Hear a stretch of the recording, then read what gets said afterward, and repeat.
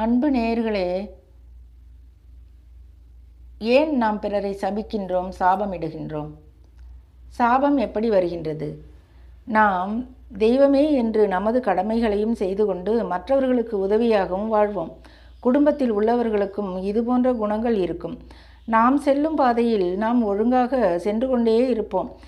ஏதாவது ஒரு காரணம் கிடைக்காதா என்று ஏங்கும் காழ்ப்புணர்ச்சி கொண்ட முட்டாள்களுக்கு ஒரு நூலிழை கிடைக்காதா என்றும் ஏங்கிக் கொண்டிருப்பார்கள்.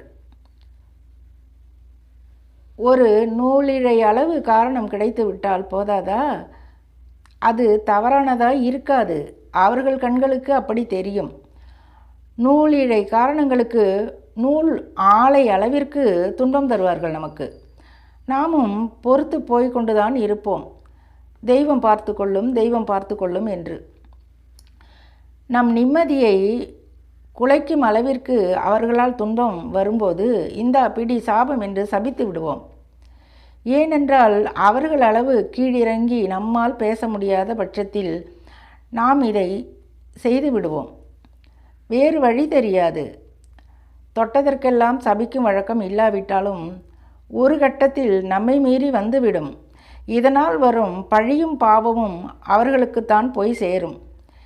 இதில் நாம் வருத்தப்படுவதற்கு ஏதும் இல்லை என்றே தோன்றுகின்றது. நாம் வீணாக யாருடைய வயிற்றெரிச்சலையும் கொட்டி கொள்ளாமல் வாழ்ந்து விடுவோமே.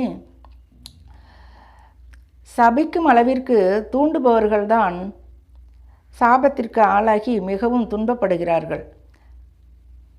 நமக்கு இறைவன் இருக்கிறான், கை கொடுத்து கரை சேர்க்க. ஆனால் அவர்களுக்கு